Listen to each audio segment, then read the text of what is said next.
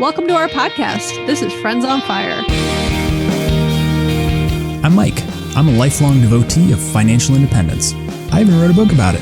And I'm Maggie, a newer convert, but just as passionate, especially on the intersection of minimalism and financial independence. We're one and the same. We are two like-minded friends who believe that talking about money with your friends and family opens the door to financial well-being. The Friends on Fire podcast is about dispelling myths, building financial acumen, and sharing your financial independence journey with the people you care about. This is Friends on Fire. Hey, Mike. Hey, Maggie. How's it going? Good. I have had a really productive couple weeks selling stuff. Like on Poshmark? I do have things posted on Poshmark, like clothing mainly. I haven't actually sold anything on Poshmark in the last couple weeks. No, on Facebook Marketplace. Not the like generic Facebook Marketplace. So we have like a neighborhood parents group that's pretty big. It's got a few thousand people in it. And I have been posting a bunch of stuff. I've really been on like a getting rid of tear. It was one of my goals in early retirement was to like further minimize our household possessions. And I've been donating a lot of stuff. I got a pile of stuff for you, by the way, for your girls. I've been doing a bunch of stuff in the Buy Nothing group. And then certain things that are, sellable, I've been selling on the group. And we sold our skateboard ramp. That was the most expensive thing we sold. You only got that like we got 2 it years almost exactly 2 years ago. And our kids were really into skateboarding during COVID for a while. They all did it, and they did it pretty regularly for a while. And now they're not. And it takes up a lot of room in our carport, and we don't have a lot of room. And Greg was also like, we also got it because Greg also was like, I'm going to use it. He used to skateboard a lot when he was a kid, but he basically just mostly injured himself on it and then realized he's too old to be skateboarding. I shouldn't say that. He's not too old to be skateboarding, but at some point it's not enjoyable to do certain things where you're just constantly getting injured. And he was just like constantly injuring himself. And then he was like, now I'm injured and I like can't work out and do like other things. And so he even was like, I don't need the skateboard ramp in my life. And this very nice man with a young boy who's like, the guy skateboards a lot. And he was all like tatted up. I mean, he looked like a typical, what I would think of as a stereotypical skateboarder, but he was like a 40-year-old dude. And he was my point is he got a great deal on it. Because of the price of inflation, we actually got a great deal on it because it sells now for a couple hundred more than we even bought it for because the cost of wood is so up. And so it was like win-win-win all around. Anyways, well, congratulations. Guess how much money I have made in the past 2 weeks selling stuff. My normal guess would be $1,000, but because you have like nice stuff. Oh, it's not that high? No, it's not that high. I haven't sold that much stuff. Oh. I don't know. I figure you have some like, bougie armchair that retails for $4,000 that you like want to get rid of. I don't really own anything like that. But if I did, I'd sell it right now. I'm on such a kick. Oh, really? What about your dining room chairs? Oh, my dining room chairs are the only bougie expensive chairs I own. See, they exactly. do retail. You're like, I don't have anything like that. They would retail. Yeah, they retail for like a lot. But that is the most expensive. That set of chairs is the most expensive furniture I own in the entire house. And I do love them. They make me happy. And the resale on those, when and if I decide to sell them, because they're Herman Miller chairs, they're the Eames chair, they would sell really, really well. Anyways, I've made $593, enough to buy me one of my dining room chairs. So, well done. Yeah, thank you. And I need that because if I need to buy a new pair of running shoes at some point, like the rule is I specifically have to sell clothes actually. And most of that is not clothes, but I have sold $34 worth of clothes this year. And so that so far is my clothing budget. Okay. I haven't spent it yet, so I'm positive $34. Okay. Totally unrelated. Well, everything's related because we're talking about finance. But it's mostly unrelated to our topic today. It's related because I'm needing to be a little more frugal than normal. And it's related to today's topic. So we've gotten a lot of questions about this over time, but more recently we've gotten two very specific questions. And they're really great points because we're now 190 episodes in, which is crazy to think about. And, we've done all sorts of topics, from really like niche micro things to broader topics to, really technical, some very philosophical. And we haven't really covered this topic in great depth. We've covered bits and pieces of it in different episodes. And so here's one of the requests we got from listeners.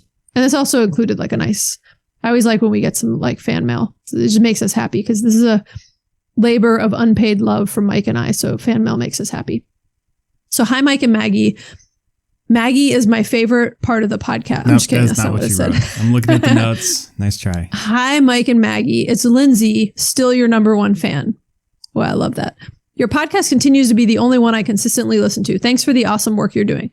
Question: how exactly should us aspiring early retirees bridge the gap between, as an example, ages 40 to 65 before our retirement accounts like 401ks kick in without fees or penalties? I'd love if you could answer this question with a few examples of how to pull it off. And then she said, I've read this Mr. Money Mustache article as a guide, but I'm unsure if it's still accurate. We'll reference the article in the show notes that she's referencing, but it's not that it's inaccurate, but it doesn't really answer specifically what she's talking about. Or it answers some like second level type things like that are way more complicated than anything I think the average person needs to worry about. And then she said, I'd appreciate some updated actionable advice. Thank you both so much. And then today, someone actually said on Instagram, do you guys have a podcast episode where you talk about the mechanics of how to withdraw money once you retire? Which is a related question. And so this was kind of on our list because of Lindsay's note a couple weeks ago. And we were like, let's just jump on it. It's a great topic. We haven't covered it in a super focused, in-depth way.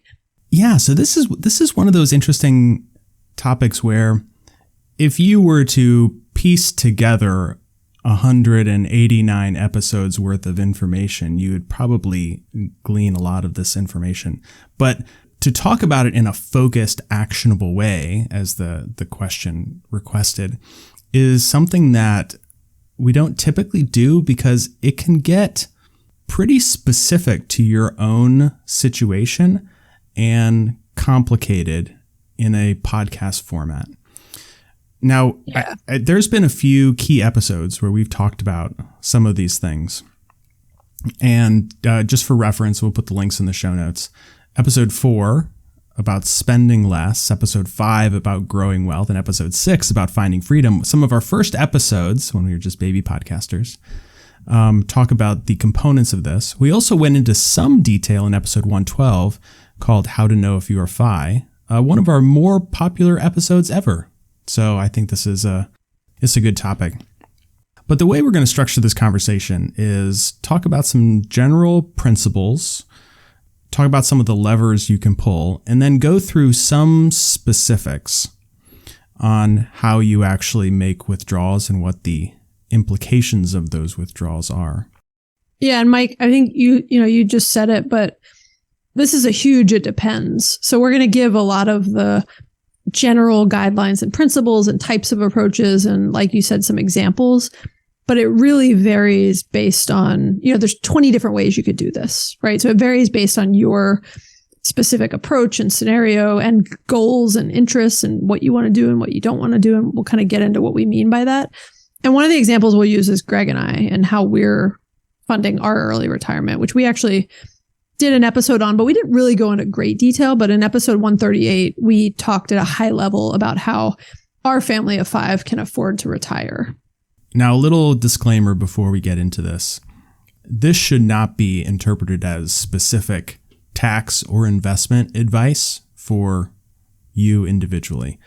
We want to help you understand the principles behind these decisions. And we are confident that with a little bit of research and planning, you can figure all this stuff out very accurately. But if you are not extremely confident in your ability to understand this as you are working through your specific numbers, you should contact a professional and don't rely on Mike and Maggie to plan your life for you. Yeah, totally. And I agree on the professional, but there's also a lot of people you could get advice from, like in your network, right? So there's a lot of different financial independence related Facebook groups and other things where there are people who would really like nerd out on this. You know, I'm not going to sign up Mike for this because he couldn't do this for, you know, large volumes of people, but I'll use myself as an example. Mike helped me with this, right? He looked at a lot of my numbers. He gave me additional thoughts and perspectives. And it is nice to have another financially savvy friend look at things. And so, you know, you can think about, depending on kind of where you're at on your journey, whether you need to consult truly a financial professional or just a financially savvy friend and, you know, other people in your network. That's why we call this podcast Friends on Fire. There's a ton of value you can get just from talking to your friends about this stuff and sharing numbers and examples with each other and talking through how they plan to do it. So hopefully this will inspire you with just some examples and, you know, different paths of ways you could approach this. All right. So let's start at the highest level about how early retirement works. You need to have saved up or have established income streams enough to cover your living expenses for the rest of your life. It sounds kind of obvious, but I think this point is actually lost on a lot of people. There's no like big mystery about it. You need to have enough money to cover your living expenses every year until you die. And this includes when you are very old and need a retirement home, when your kids go to college, if you have some medical emergency. And so to get to this point, you need to know your numbers. You need to know exactly how much it costs you to live. You need to know your net worth. You need to understand how your investments perform. There is really no way around getting close to these numbers unless you're going to totally outsource this to some other financial planner. But if you're going to take this path, you need to get really close with all your numbers. Yeah, it's funny, Mike. One of the number one questions I get fairly frequently from almost anyone who I say I'm early retired to is, oh my gosh, how did you do that?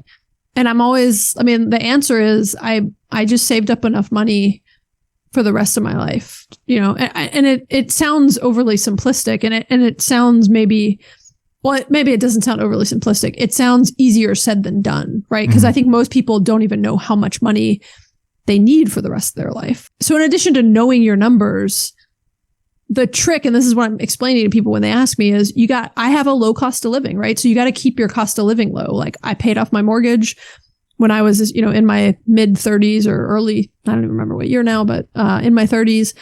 And we have a lower cost of living as a result, right? And just the decisions we make day to day, we have a lower cost of living. So this could include, for most people, it would include being debt free. That's certainly Mike and I's approach, because that means your overall cost of living is a lot lower because you're not paying interest. You're not paying any sort of revolving credit that you have out. And being able to keep your costs low and knowing what it costs you to live for a year, it's really easy to do the math on, or the rough math at least, on how much money you need for the rest of your life, right? There's the kind of famous 4% rule, which I'll let you explain that, Mike. So the 4% rule says that you can withdraw 4% of your assets every single year and never outlive your money. And so what this means is that you need 25 times. So 1 divided by 4% is 25 times your spending. But the only way you'll know what number to hit is to know how much you spend every year. So if it costs you $100,000, we're going to use easy numbers, $100,000 a year to live, in theory, and it's kind of funny, the 4% rule technically doesn't matter what your age is, right? There's a lot of people that will debate how it's, you know, more or less accurate at different ages.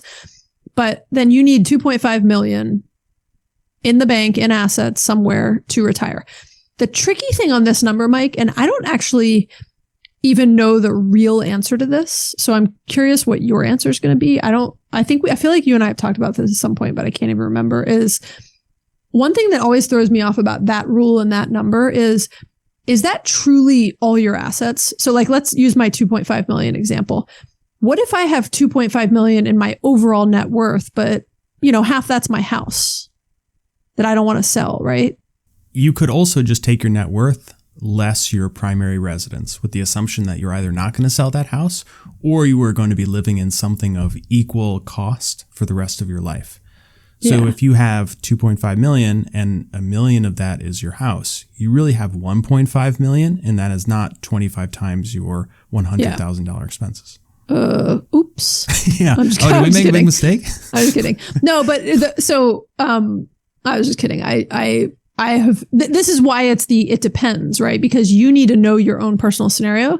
So, I can't get through an episode without mentioning Liz from Liz Gets Loaded.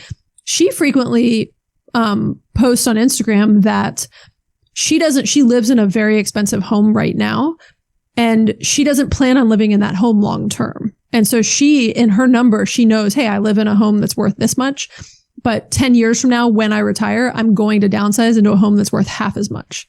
Right. And so she can include in her forecasts, a few $100,000 surplus that's going to come from downsizing her home in her formulas. And I think, Mike, one of my favorite takeaways from the finance book you wrote, which I don't even feel like we talk about that enough. No, you promised me early on in this podcast we would do a review of the book, and we never did. We're almost at 200 episodes. Dude, you're in charge of episode topics and show notes. You can slot that in whenever you'd like. Here's a 2023 goal. We're going to do a review of your book. And that was right when I met you, was like, you told me you were writing this book, and I was like, oh, that is so cool. And then I proofed it for you, and I learned a lot in the process, or edited it for you. So one of the things I love that you talk about, and I think you call it an end of life planning spreadsheet or something like that, an end of life sheet. It's a great concept. I've actually had people ask me for my template on this, and I'm like, it's not really a template I can share because it's got so many like personal things in it. But it's the spirit of like, lay out a spreadsheet with, if now, I've got a spreadsheet that goes until I'm like 95 or something, or maybe it actually goes till I'm 100. And it's got, every year, every column is a year from now until then. And I've got different notes in it about what's happening. So I've got the years that my kids are in college marked. And so I can very easily kind of see like, okay, I'm going to need an influx of money these years. I can see when when I can start drawing from my 401k. I can kind of map things out by year. And that's really one of the things that you want to be able to do that's way more granular than like the 25% rule, right? And the 4% rule, which is also known as the 25 times rule. And it's way more granular than that and personalized, right? So the other thing you can throw your numbers into is like the C-Fire simulator, which does a great job at basically predicting a bunch of scenarios of whether you will have enough money based on your age, based on all your different asset types and different growth factors. And that's another thing to do, but that's a tool. You shouldn't just go off one of these things. You really should personally map out your own situation. And, back to our listener questions, how people fund those years between like 40 and, 60 or 65 is going to be different for everybody. And you should start to play around with different scenarios of, where your money will come from and what happens when you start to empty these accounts and how they continue to grow as a result. So let's talk about some of the different levers you can pull or sources of income that you can pull from. Now, when you hear about early retirement, on blogs or on podcasts, in many cases, it is somebody who has simply saved up in a taxable account 25 times their spending. And people like hearing about that because it's simple to understand. But the majority of people who retire early have very complicated financial situations by design. It protects you from risk and creates a lot of flexibility. So we're going to run through these and then kind of hit on them in detail when we talk about some of the withdrawal strategies. But obviously you have cash and investments. So like taxable accounts, money that you put in a brokerage, you've invested in something that you can pull from. You have passive income, side hustles, part-time active income. These things make a big difference if you can just kind of set it and forget it. You get $10,000 a year from a rental property. All that really adds up and makes these plans a lot easier to map out. And just to clarify, like that could be rental income, like you said, Mike. That could be that I'm using this example, but I could say, hey, I plan on selling off one of my rental properties in 10 years. And that'll give me an influx of $300,000 in cash, right? For some reason, I thought you were going to say sell off a kidney or something. And I'm like, Maggie, I don't think you need to. You can do whatever you might need to do for side hustles, right? And so I don't know. I don't think you actually can sell a kidney legally anywhere. But you can sell plasma and other things. I'm getting $10 this month for giving blood. That goes into my that's not passive income, actually. They're like, that sounds pretty active. Sucking things out of my body for that. I do it for free, but it's nice. nice. And how is your OnlyFans page coming along? Have you started generating some revenue? By the way, that's like the third person to make an OnlyFans joke to me this week. And I don't have an OnlyFans account. Maybe I need to create one. Somebody, it was a big joke at Camp Fi.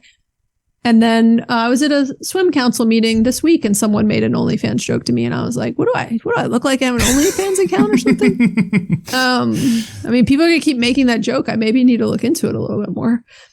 Okay. So it could be any sort of, look, no judgment. Who knows what your side hustle is? It might be some sort of OnlyFans account. It might be that you sell printables on Etsy, whatever it is. If you've got some passive or kind of side hustle income, that's one thing that could be an additional income source that you're projecting during early retirement.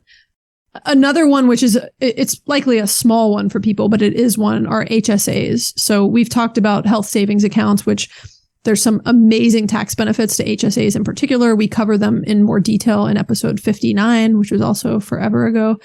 And though that for me, like I have I don't know, $20,000 in an HSA, I think.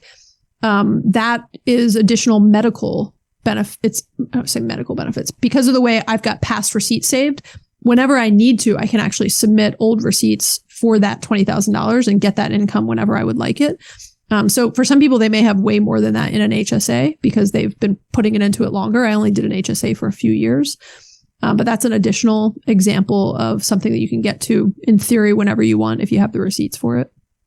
And then obviously, you have your retirement accounts. So 401ks, IRAs, Roth IRAs. Now, all of these things are available penalty-free when you turn 60.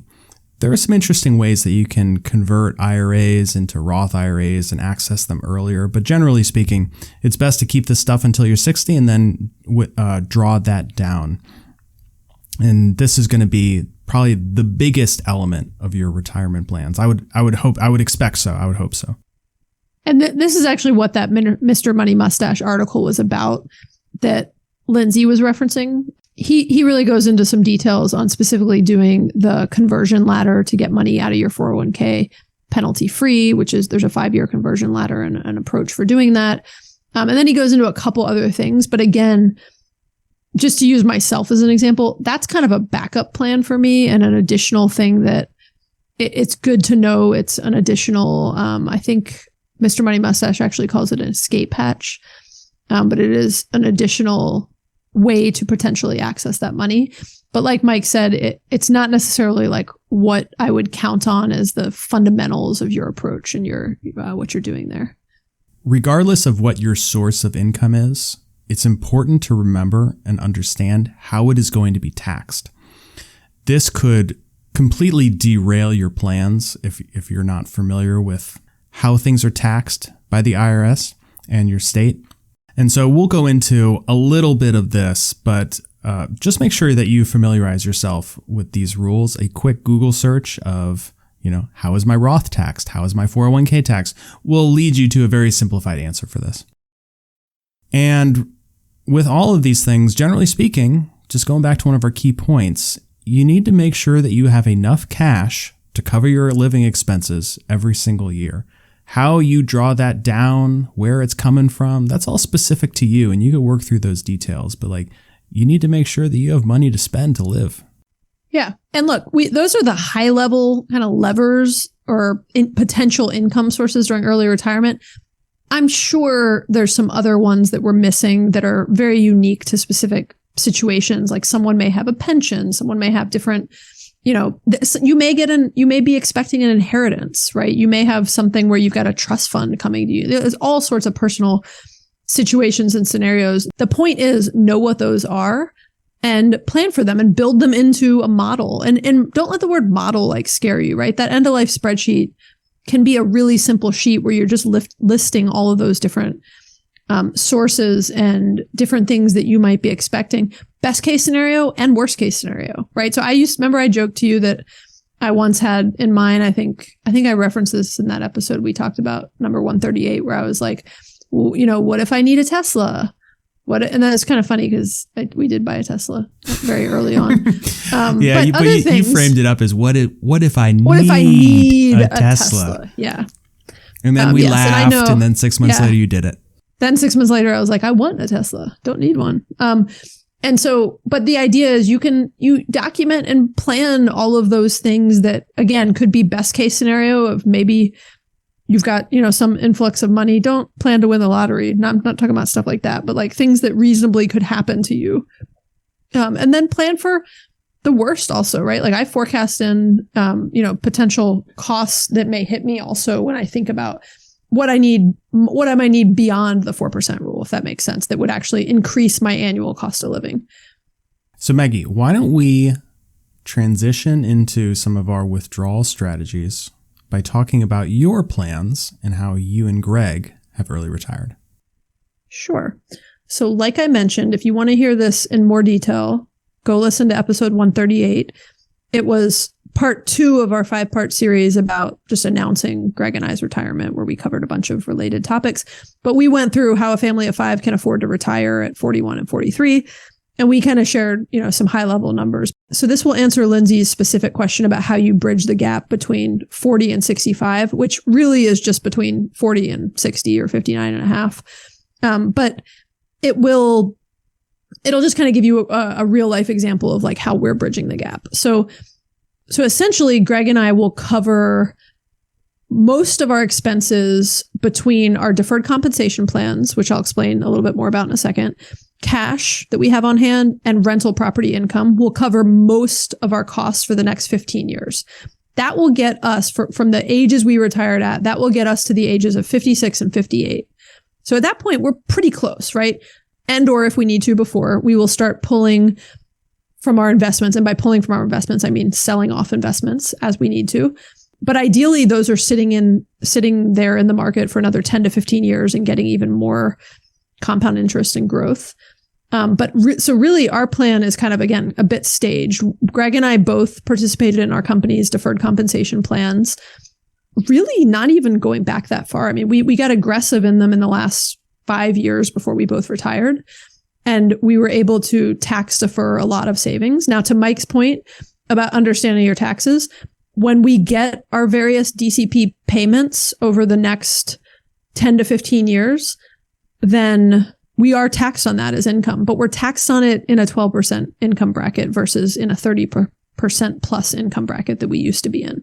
So the whole spirit of a deferred compensation plan, which is amazing if your company has one and you're able to participate, but there's various approaches for when it gets paid out. There's all sorts of different rules depending on your company's DCP approach, or Greg's is called a 457B, and his company has very different rules than my company had. And so there's different models for how and when it will pay out.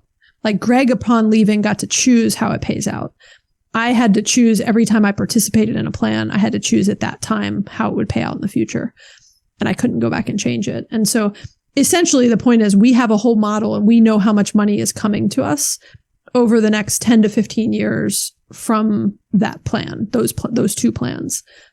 And so every July, I'm going to get a check and I'll get a W-2 for it. I actually just got a W-2 for the 2020 portion that paid out to me after I left. And it looks just like income that I earned as if I was, still working for a company. And so it's taxed just like ordinary income because it was never taxed in the first place, right? It was deferred. So you're essentially deferring it to a future time when you believe your tax rate will be lower, which is why, again, those programs are really attractive from a tax savings standpoint, and also from you're kind of forcing yourself to save money. So anyways, that's a huge piece of our plan. And then when we are 59 and a half and older, we will start to pull from our 401ks, which will be quite a bit larger than they are now because they'll have another 20 years of growth on them. And I think that's one of my recommendations as people think about this is like, have a plan, model it out, kind of know some like best case, worst case scenarios. Remember, you can always go back to work if you really get in a jam and you have to. But also know that like these things are adjustable and you will learn and evolve and pivot over time. So none of this is set in stone, right? You need a plan, but you also need to know that new information will present itself and you'll have to constantly adjust that plan. And I'd like to thank Mike for sponsoring this plan because He was, in particular, you were very helpful. And like Mike made this really gnarly spreadsheet that took all my different DCP. Like I had like, it's super complicated how the DCP works at our company. And so I had like, 20 different times that I had participated in it, small and large from over the years. And they all had different payout rules because I had chosen different things at different times. And so he had built this really cool model where now I can just put what the current amounts are and it kind of models out how it will pay out over the next 15 years for me. So thank you, Mike. You're very welcome. You're very good with the spreadsheets. So let's try to provide a little more information to answer the questions from our listeners. And let's first tackle the one about bridging the gap. So to early retire, and in our definition for this show, it is retiring before 59 and a half. You'll need to have income and safe withdrawals of taxable accounts to cover your living expenses. And so if you need $100,000 a year, that's your spending, you need to find a way to generate that cash. And by generate the cash, we mean earn it or withdraw it from some account so that it ends up in your checking account and you go put it on your credit card. Having some sort of passive income helps a lot because you can reduce this, which also reduces the amount you need to withdraw. But if you have $100,000 of expenses, you basically need like $110,000 of income. Now, this is overly simplified. Some of it will be taxed. Assuming a $10,000 tax on $110,000 of this money, if you had $1 million and it was growing at 5% a year, you could withdraw that and spend it. And after 10 years, so from age 50 to 60, your early retirement period, you'd basically eat up the majority of that and not be left with very much. But then you'd have your retirement accounts. And so if you break this into phases of life, with phases you described, Maggie, and you say, all right, I know my 401k and my Roth IRA, I'm all set from age 60 onward. I'm going to get Social Security. I'm going to get Medicare. I'm feeling really good about that. I'm going to have millions of dollars, but I don't want to tap into it now.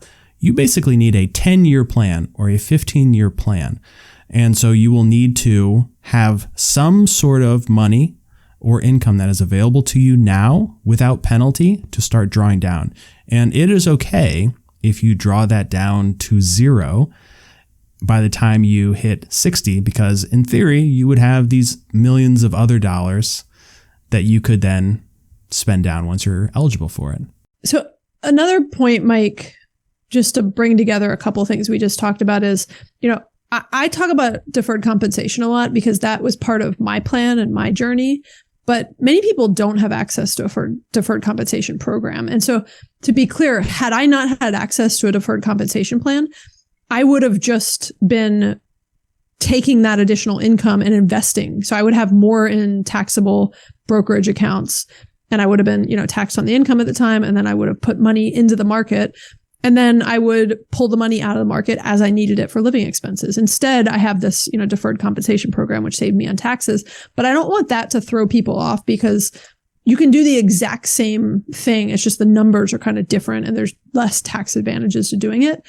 But speaking of taxes, when you do start to withdraw the money from your investment accounts, you really need to understand short and long-term capital gains. And my favorite thing to do, Mike, is like mention a topic and then be like, Mike, you explain it. Well, that's my favorite thing is to answer these questions. That's why we make a great team. We do. All right. So when you sell an investment that you have held for under 1 year, the gains on that investment, so if you have $1,000 and then you sell it at $1,500, your gains of $500 is taxed as ordinary income. So it is taxed in the same way as your W-2 income. That's short-term capital gains. Long-term capital gains for investments held over 1 year is taxed differently. The tax rates, depending on your total income, could be 0, 15, or 20%.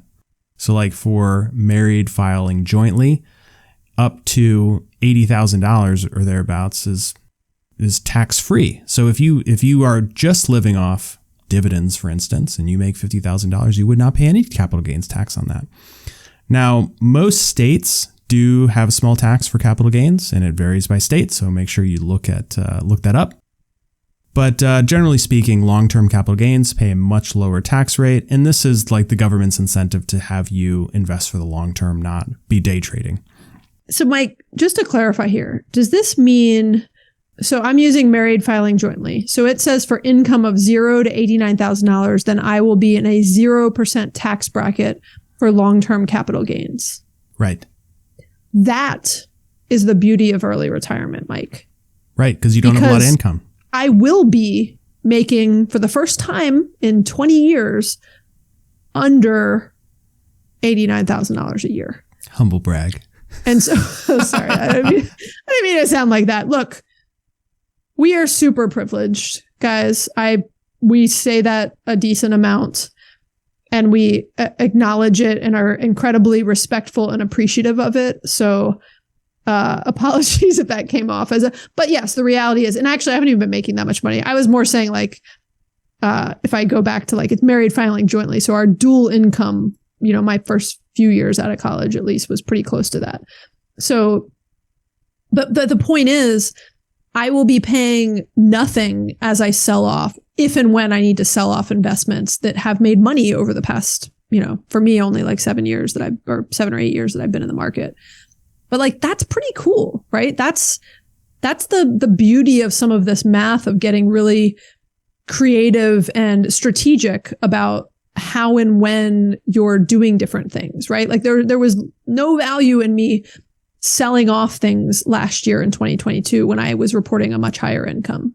So to close out the capital gains tax, to provide a little more context on it, if you sell something in an IRA that doesn't trigger taxes, it's not a taxable event. When you withdraw the money from the IRA, then all of it is taxed as income. When you sell something in a Roth IRA, it's never taxable because it's a post-tax, tax-free account. And then selling in a taxable account like your brokerage account is always taxable and immediately taxable. And so you need to really feel confident that you understand like when things are going to be taxed and how much they're going to be taxed when you start pulling income from different sources. Yeah. And you said this at the very beginning, Mike. These sorts of discussions sometimes are difficult in a podcast format because we're talking to you, and it's really helpful to like look at charts and see all the different views. If you Google any of these things in like 30 seconds, you can look at the, tax brackets for capital gains.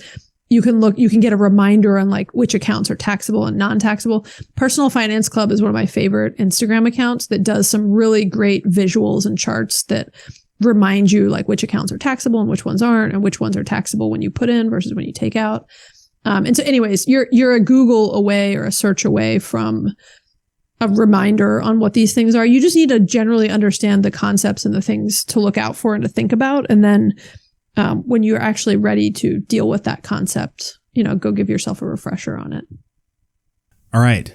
So let's address the second question about what is a withdrawal strategy when you have reached age 60 and you are eligible to withdraw from your retirement accounts without penalty.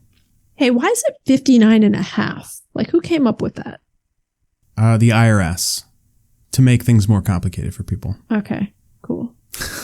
Whenever I hear certain numbers like that, I'm like, who came up with this number? So let's run through some of this stuff. First thing to note, we are not experts on Social Security. In fact, I know very little about it, but I do know that 85% of your Social Security benefit is taxed, even though you've paid taxes your whole life and you're now getting this benefit. Hey, Mike, can you predict if we'll still have Social Security? I am sure that we will. So this is one of those political hot button topics that I think people like to generate a lot of rage about. But the reality is that Social Security, 99% chance it's not going anywhere. What will happen, I am certain, is that they will continue to change the rules about when you can withdraw it. So right now, you can start taking it at age 62. And then the full retirement age is age 70, at which point you start receiving a lot more in your payments if you wait until age 70, with the idea being that like most people are going to be dead at 80, so the government only has to pay out 10 years versus 20 years of benefits. So what's going to happen is the first age, that first threshold where you're eligible, it will be 64. And then full retirement age will be moving it. 75. And people will just have like less lifetime left to receive benefits. And in this way, people are still paying into the program, but the government is paying less out. So they're just reducing the benefit. It will not be eliminated. I mean, it would be political suicide for anybody to even like propose that it be cut. And it's not in such financial ruin that it's going to just dissolve. Now, all that being said, it's not going to, for people who have, I don't know how to say this, like not super modest lifestyles. I think like Maggie, you and I live very comfortably. We spend a reasonable amount of money. Like Social Security is not going to be a great source to cover all of our expenses, or maybe even at that point, a majority of our expenses. So, if you're spending in the like $100,000 a year range, it is probably best to not count too much on having like a big bulk of your life funded by Social Security. Yeah. And Social Security is a good example of just, plan for the worst and hope for the best, right? Like I wouldn't assume, like I would put it this way. I haven't assumed anything for Social Security in my numbers, right? I'm assuming that I can live off my other retirement investments, and Social Security will just be a nice bonus that hopefully, I agree with you and your predictions, by the way, of it's not going anywhere. It's just going to get, they're going to keep carving off pieces of it that kind of give us less and less. So at age 70, when you start getting benefits, you're going to go buy like whatever is the new Tesla at that time. I'm going to take you to Ginya every day, every other day for lunch. We're going to live it up. One other thing about Social Security that's just kind of cool and fun to do is, and we'll put a link in the show notes to this. So you can and should go to the Social Security website, which is ssa.gov. You go through like a little bit of hoops to set up an account. I once did it. I can't remember what all I had to do. But you can see a bunch of things in that. You can see your lifetime earnings, and you can download a really cool spreadsheet of like how much money you've earned since your very first W-2 job. So mine goes back to like high school. And then you can also, it actually will give you a prediction, an estimate of what your Social Security payout will be in the future. So there's some kind of neat things in there. And I think it's just kind of a cool site to have your account set up in and be able to go and look at, particularly for the historical income data. So the next few points we're going to touch on are going to be pretty complicated and dry, so apologies in advance. But when it comes to your actual retirement account, so your 401k, you should be withdrawing the money that you need to cover your living expenses. And the less you withdraw, the less taxes you're going to pay. So obviously, like you don't need to withdraw like $2 million at one time, because you're going to pay a ridiculous amount of taxes. And if you're only spending $100,000, like why would you do that? So as far as a withdrawal strategy, take what you need. That being said, there are these things called required minimum distributions. Yes, required minimum distributions. Because my RMDs. mom is at this age. Yeah, RMD. She has to take her RMD yes. every year. So when you reach age 73, I think is the new age, you have to make a withdrawal. And this is based on a factor that the IRS publishes based on your life expectancy. And it's going to be like a few percent. But if you don't withdraw that, you're going to get taxed at 50% of what you should have withdrawn. So like at some point, you will need to start withdrawing this down. And I guess the idea is the IRS doesn't want like super wealthy people to just hold this tax-free and give it to their children, which grows tax-free, and it just like the government never collects their money on it. So you do have to start drawing this down. Well, I'd also say, like, you mentioned the government never collects this money. I would imagine some of their intent also is you receive tax benefits by doing a 401k, right? And so the spirit of it is for you, right? It was designed to be used in retirement. You got those tax benefits when you were younger and put that money in. And so to me, part of it would be like, the spirit of you kind of hoarding it and then trying to like pass it on to someone else. Like that's not the spirit of what a 401k was meant to do. I admire your outlook on the U.S. government. They want their money back. They want taxable income. This is also the reason why they have new rules around Roth IRAs that are inherited. You must draw them down over a certain number of years after inheriting them. You can't just keep them indefinitely, which is a change. The withdrawal strategy from your retirement accounts, I don't think is like a super complicated concept. Just take what you need, build that into your simple Excel model. Now, one interesting thing you can do to avoid RMDs is to convert your IRAs into Roth IRAs over time. And this is something that like my dad did over the course of 10 years, early retired. But essentially, you take pre-tax IRA, convert it to a post-tax Roth. You pay income taxes at that time, but then it goes into your Roth and it grows tax-free. There are no RMDs. You can hand it down to your children. Are you talking about the conversion ladder where there's the 5-year waiting period? No. Wait. Say that. What is this? What is the difference between what you're talking about? You love this conversion ladder. I know. That's why Mike, I was like, wait, this is what I've been talking about, where you're always like, I'm not going to do that. And I was like, you are going to do that, just not till later in life. Yeah. A conversion ladder is sort of like an early retirement gimmick type thing where you start spending your retirement dollars before you are eligible to take it out penalty free. So it's a way that you convert money, you pay a little bit of taxes, you wait the next year, you convert it, and you keep doing that and then withdrawing amounts. That's the ladder effect. But it's like defeats the principle of a Roth. You've paid taxes. It has now grown nothing because you withdraw it after 5 years. And now you've spent it. All right. So that was a lot of information. I hope this was helpful. It's complicated. The principles, I think, are pretty easy to understand, though, and I hope that's what people are taking away from this. And it's not just complicated, but there's just a lot of different ways you can do it, right? It doesn't actually need to be super complicated, and it's all possible. So, yeah, like Mike said, I hope we actually answered people's questions also, and let's jump into our top 3 takeaways.